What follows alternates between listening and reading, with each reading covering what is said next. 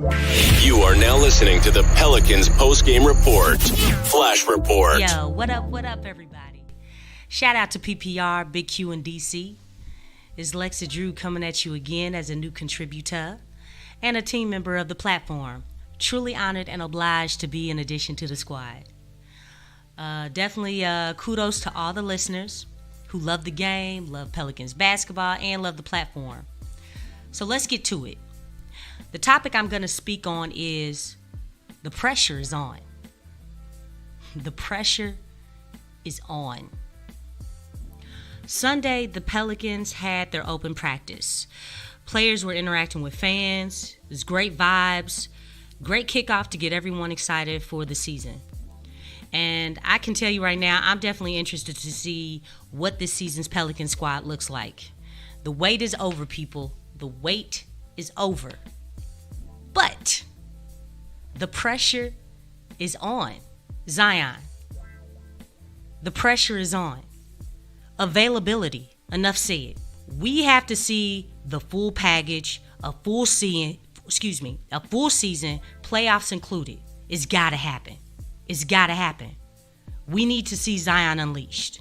The fans have been waiting long enough. It's time to produce. Not only that, this is the first year of Zion's rookie extension. It kicks in.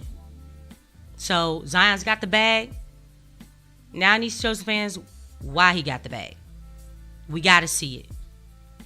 The pressure is on. B.I., the pressure is on.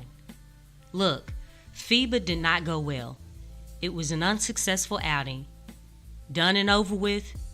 But I hope that you are coming in playing with an edge, with the mindset to play with an edge. Because the FIBA performance, a lot of people were high on B.I. To perform very well in FIBA, and it didn't happen. So that should be extra motivation for him. Okay, not only that, B.I. has a contract extension coming up. And in order to get that bag, he has to be on an all-NBA team. So there's a lot of motivation here. The pressure is on. Trigger Trey. The pressure is on. We all know Trey Murphy's situation.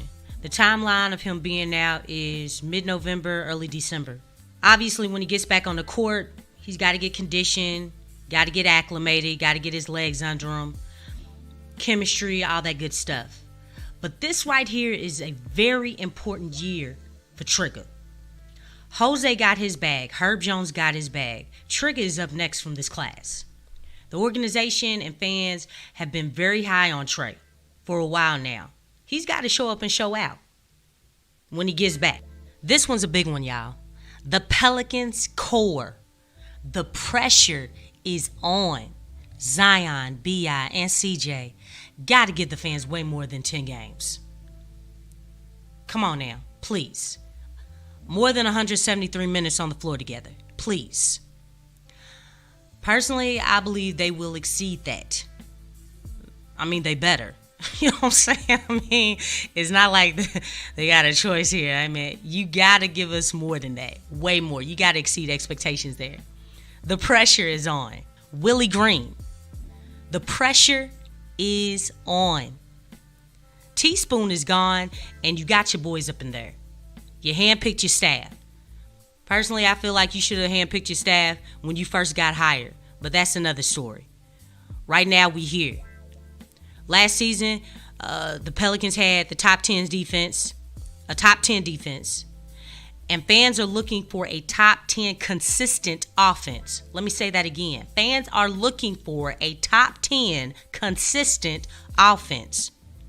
Based off media day comments and Sunday's open practice, it seems like the goal is clear that the team wants to play fast, play with a lot more pace than last season, which means it's a lot of small ball.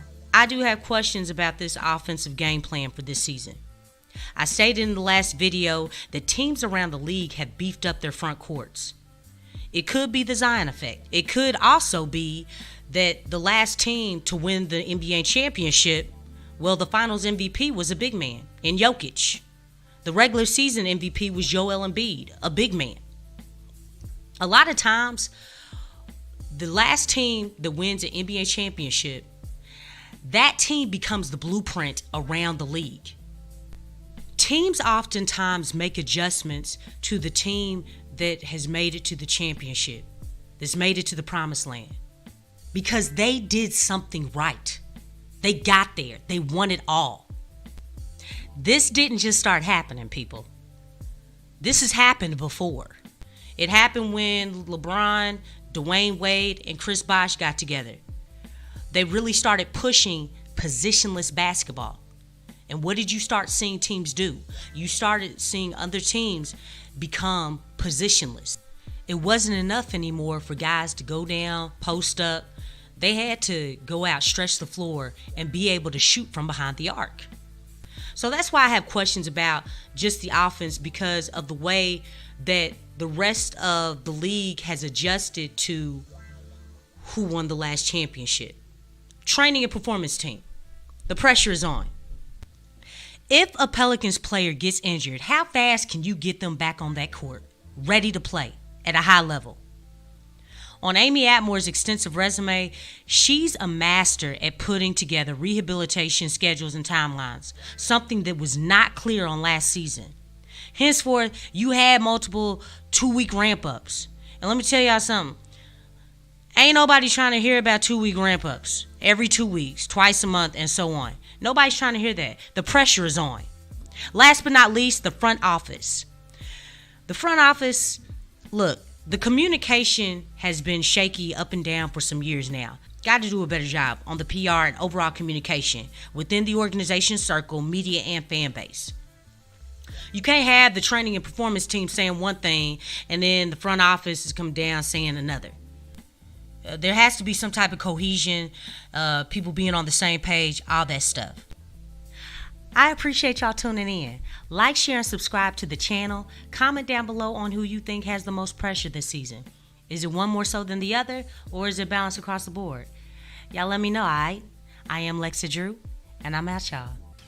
Subscribe now and stay up to date for all things New Orleans Pelicans.